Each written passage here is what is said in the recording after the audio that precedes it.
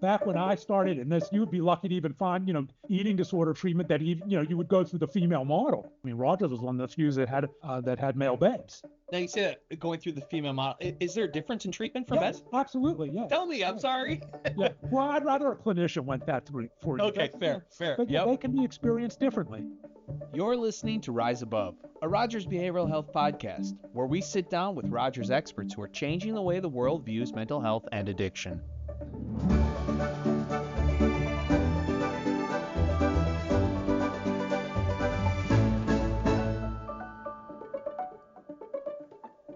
Hello, listener. Welcome to another episode of Rise Above. What you just heard there in the intro, that was Brian Cuban. He was on a previous episode of Rise Above. If you haven't listened to that episode, I would recommend it. He's a motivational speaker. He's a mental health advocate. He's an author. He struggled with an eating disorder, and he also struggled with substance use. What you heard there was him talking about how the treatment for eating disorders when you're a man are often very different than when you're a woman. And if you've listened to this podcast before, you know I am not an expert. So that came as a surprise to me. Of course, he recommended that I speak with an actual clinician about that. And, if I'm one thing, I'm someone who takes advice. So joining me today is Dr. Sam Cares. He specializes in eating disorder treatment. And together, we plan to talk about the science behind what makes male recovery journeys distinct and why recognizing the differences between men and women when it comes to eating disorders can be life-saving. So without any further ado, with me today is Dr. Sam Cares. Dr. Cares, thank you so much for joining me. Yeah, thanks for having me. Happy to be here. So we're talking about eating disorders and eating disorders in men specifically. Yes, absolutely. And here, sort of most of what I'll be talking about is really geared towards cisgender men. There's a lot of talk about how eating disorders impact trans men. It's sort of a whole different ball of wax as well. So we'll focus more so on cisgender men here. But yes, absolutely. Men can and do have eating disorders. Historically, eating disorders have been seen sort of as the white woman's disorder. Sure. Yeah. What we know from all sorts of research is that's just not true.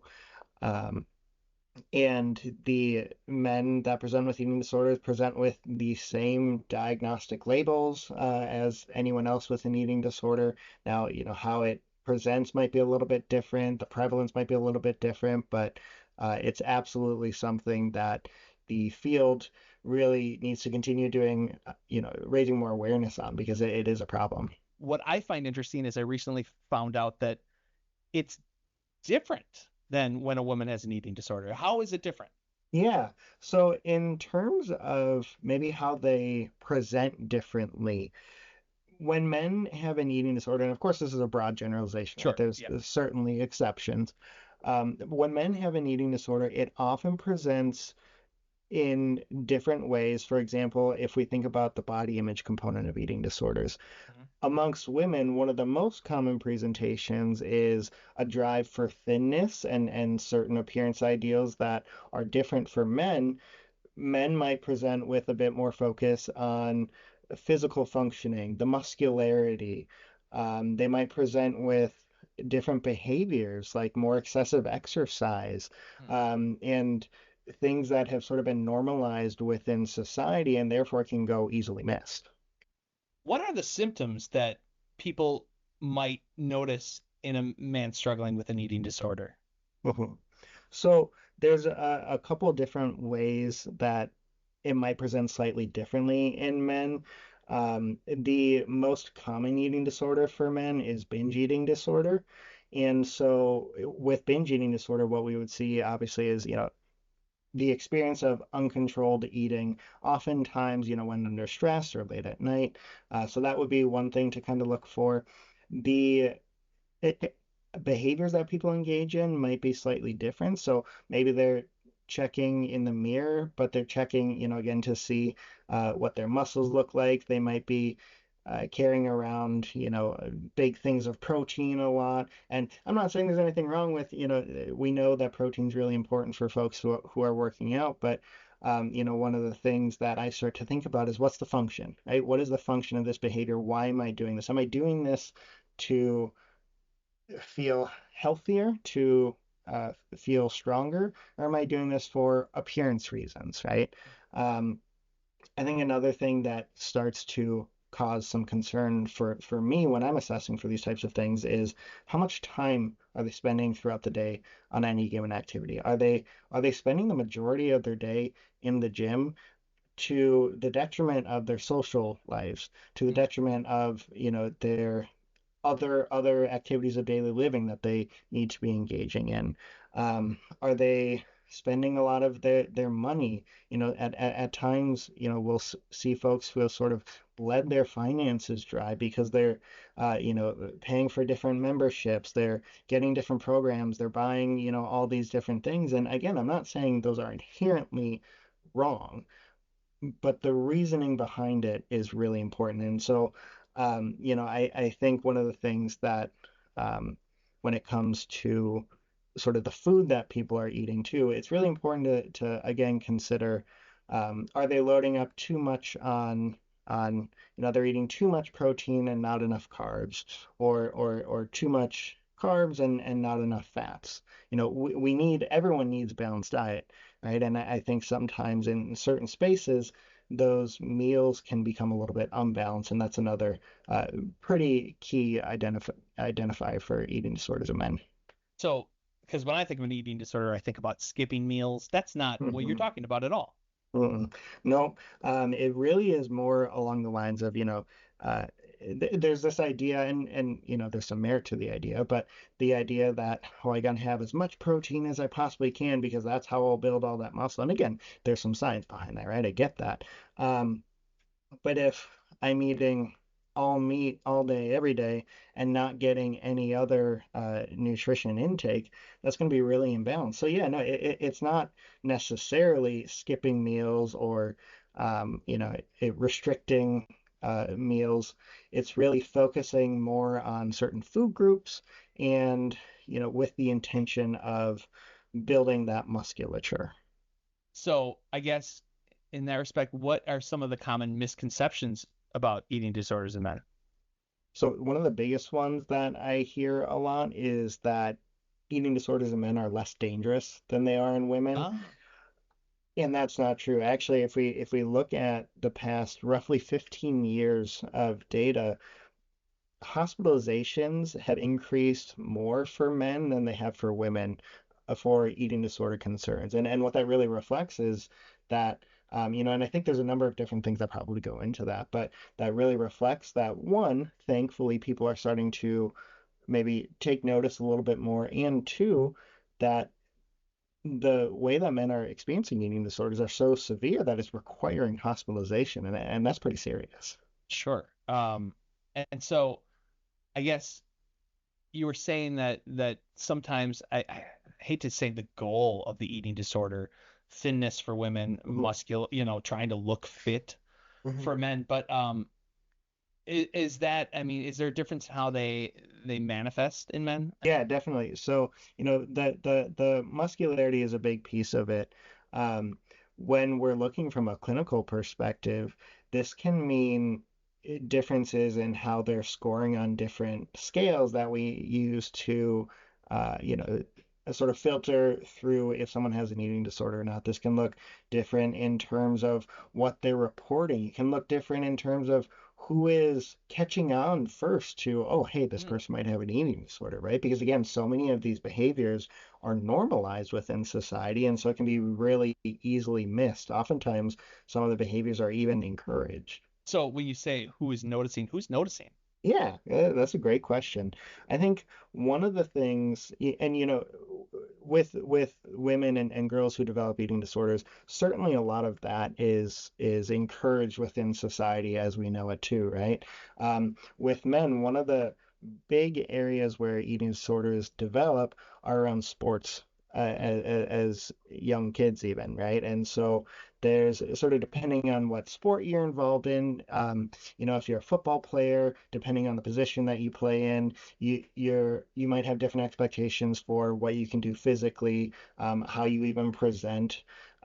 If you are a wrestler, right, you might be trying to make weight on Oh, any right. Yeah. any given Sunday, right? And with that, I think one of the things that if you have coaches who are really in tuned to this sort of thing, they might be someone who notices first, Mm. or they might be the ones who are perpetuating the problem, right?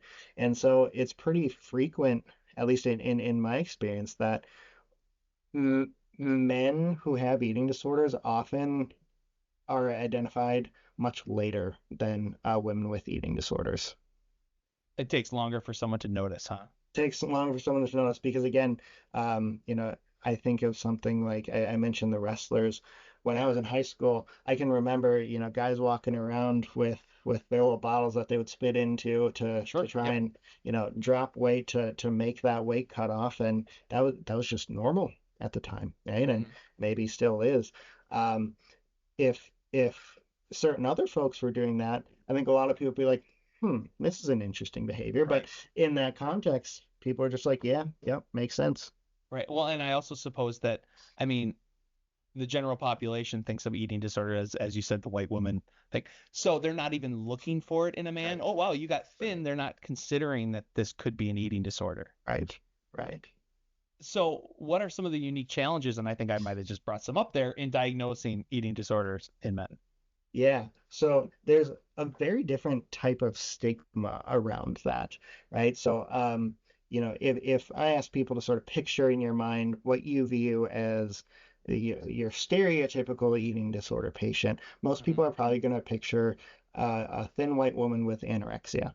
Um, and, while there is a lot of data on the differences between the way men and women experience eating disorders, there's still not a whole lot of data on what exactly constitutes an eating disorder for men, given that the weight component that often becomes a very big piece of a lot of mainstream eating disorder diagnoses and treatments might not be there as frequently for men. And so we're starting to look at different things. We're looking at labs. We're looking specifically at like vitamin levels and vitamin deficiencies.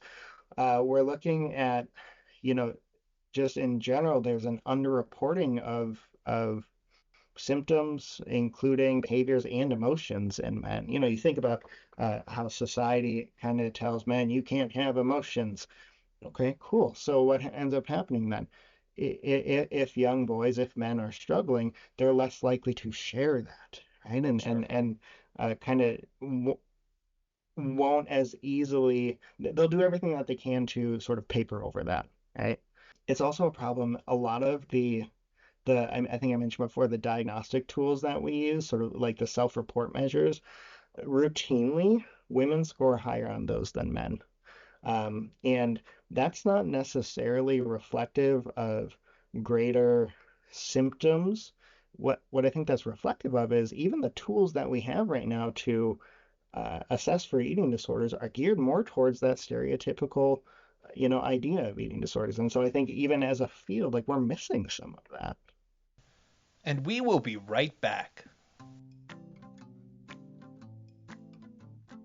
Real quick, I wanted to take a moment to talk to you about WISE, the Initiative for Stigma Elimination. It unites people across the nation to support those touched by mental illness and addiction.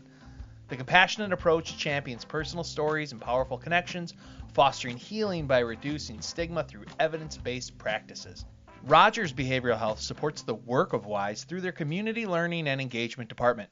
WISE collaborates with a diverse network of organizations and individuals united in the fight against stigma.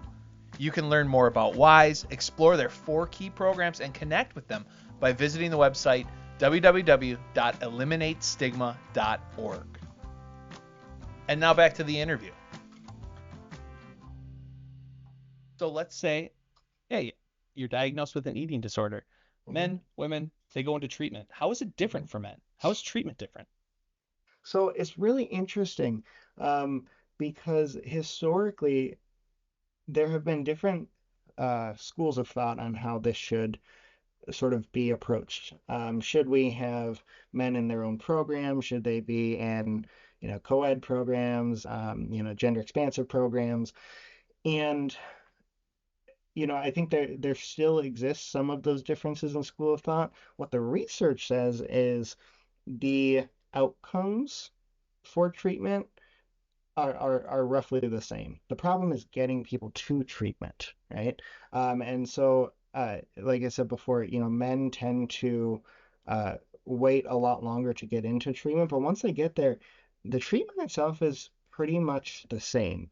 Now, when I say the same, I mean, like the broad sort of approach that we're taking. We're definitely going to tailor some of the individual interventions to the person. So, if we're working, let's say, on body image concerns with someone, we might focus a little bit less on, that drive for thinness that I talked about, and a little bit more on that hyperfixation on muscularity. So, for men, a lot of times, if they're engaging in, let's say, body checking, what they might be checking for is a little bit different than your quote unquote stereotypical eating disorder. They might be checking to see if their muscles have gotten bigger, if their, the percentage of their body fat to musculature has changed at all. And so the specific areas we're intervening are slightly different, but the interventions generally look the same. But you say they look the same, but at Rogers, you keep men and women separate on the treatment? Historically, Yeah. yes. So Rogers was one of the first places in the country to have a male-only eating disorder unit. We've since done away with that, and we have everyone in the same program. Part of that is due to what I just said, about the interventions are generally the same. And part of that is due to, sort of the ebbs and flows of when men are presenting for treatment, right? Now, I can see absolutely, especially if we start thinking about like some of the groups that we do, I can see a definite benefit to having, a group specifically for men to kind of process their experiences because they might be different than other folks, right? And so I think there is a component that, even though right now, the interventions are generally the same. I'm not necessarily certain that they need to be the same. I'm not certain actually even that we couldn't do a better job of it, right? I think one of the things about the eating disorder field that's so interesting is that the the prevalence of eating disorders we know is very widespread. The research on eating disorders is still pretty far behind other fields like OCD. Um, and so we're still learning how to intervene for eating disorders for regardless of who's presenting with it. And so that a little bit more specific niche of men with eating disorders, the research is pretty sparse. And so it wouldn't surprise me, if 5, 10 years down the road, research starts emerging that says, hey, we actually should be doing something slightly different. Where we're at right now, though, is that the treatments generally look the same. And we will be right back. Everyone deserves a chance for recovery. That's what drives Rogers Behavioral Health Foundation. They're helping people get the mental health care they need, from covering treatment costs for those in need, to building clinics where care is hard to find, to funding cutting-edge research. They're making real change happen. And guess what? You can help. Head to rogersbhfoundation.org and be part of creating a future where mental health and wellness thrive. And now back to the interview. We've talked about being diagnosed, maybe the first person to notice, but what role after diagnosis, after treatment, what role do family and friends play in support? Absolutely. So I have a strong belief that regardless of who's presenting with an eating disorder, those support folks are one of the most important aspects of treatment. If we look at kids with eating disorders, the primary intervention is family-based therapy, right? Because the family in that situation plays such a massive role. As we get into adulthood, I don't think that changes. I think the people you surround yourself with are really going to help dictate, your behaviors. And so within the context of treatment, I think one of the really important things to do is to sit down with those support people, whether they be family members, loved ones, friends, whoever, roommates even, and kind of talk about what are the different ways that we as a support network might be reinforcing some of these behaviors. So one of the things that increasingly comes up is, folks who are in, I don't know what better term to use, but like gym bro groups, right? Mhm. And so, we'll work with guys who are really into, powerlifting, or they're really into running, which interestingly, as presenting for eating disorders, present very differently from one another. Um, but we'll be working with them and we'll say, okay, so when you leave here, what's sort of your plan for reintegrating movement? And they'll say, well, I'm going to go back to my group. We're going to go every morning, and we're going to, yada yada. And so one of the really important things that we will do in those situations is sit down with whoever we can get from that support network and say, hey, movement's good, right? Movement Yeah. is good for all the reasons we know, and um, we want to be very careful about thinking about why we're doing it, right? Why are we engaging in this movement? Are we engaging in this because we want our bodies to be stronger, to be, more functional, or are we doing this because we want our muscles to look bigger when we're at the beach, right? Right. And so really targeting the functionality behind that, and helping to generate some buy-in within those support networks is crucial. And when it comes to those support systems, what do you say to get someone on board? For instance, I've heard the story of like, someone had an eating disorder. Dad says, why don't you just eat more? That's not what this is about, right? So how do you get them on board? How do you help them understand what's really happening? Yeah.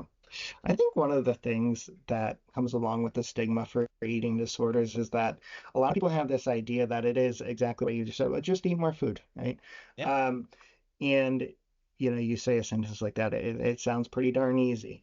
Um, the reality is, at the end of the day, every single person on this earth has something that they have difficulty with, right? And I think it's really helpful, when we do have family or friends who are kind of this mindset of, well, this is a simple fix, to remind them that, you have things that you struggle with too. And if I just told you, hey, snap your fingers, do better, you probably wouldn't take too kindly to that, right? And you wouldn't feel supported, and you might just revert back to your typical behaviors, whatever that is, right? Yeah. And so it's really important to help people understand, hey, listen, your family member, friend, loved one is in this really high level of care because there's something not going quite right. And if you want them to stay out of this and not return, we really need to shift the way that we talk to them about it, right? Mhm. And so even if you're not doing this for you, even if you have your own internal beliefs about how an eating disorder can be quote unquote cured, to just eat more, right? That's not helpful for them. And so I need you to act like a supportive person, right? And I think that can kind of help put it into perspective for people, especially when we talk about like, hey, none of us want them to return, and here's what you kind of got to do to help make that a reality. This is at times decades worth of learning that this person has gone through to arrive at where their behaviors are at, right? They've grown up playing, maybe playing all these sports where they were told how their body needs to function optimally in order to succeed. Then, they grew up, they maybe started dating, started doing whatever, and the appearance ideals and whatever might shift slightly. Um, and then they become professionals in whatever field they're in, and then they have other expectations for what their body can and should be able to do. And so it's at times 20, 30 years of people having this conditioning of, I have to pay attention to my body, I have to know, or I have to be able to do this, I have to have the strength to do that, and so to just simply snap your fingers, that's not uh, realistic. I often compare it to, um, if you had, a stick and a piece of string, and every single day you wrapped that string around the stick one more time. If you did that for, 20 years, that's going to be wrapped around there thousands of times. Um, you have to slowly unwind that stick, and that's going to take a long time. Mhm. That makes sense. So there is a reason that we're talking about this, and mainly that reason is that recovery is possible, right? Absolutely. Are recovery rates different for men versus women? So they're only different insofar that the access to care is different. Once people are in treatment, there's virtually no difference in recovery rates across any gender identification.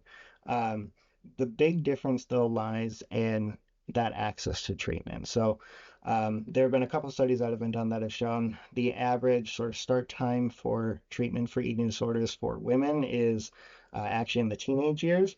Average start time for eating disorder treatment for men is in the mid to late 20s. So that's almost double the amount of time, right? And what that also then means is that those symptoms are getting worse and worse and worse, right?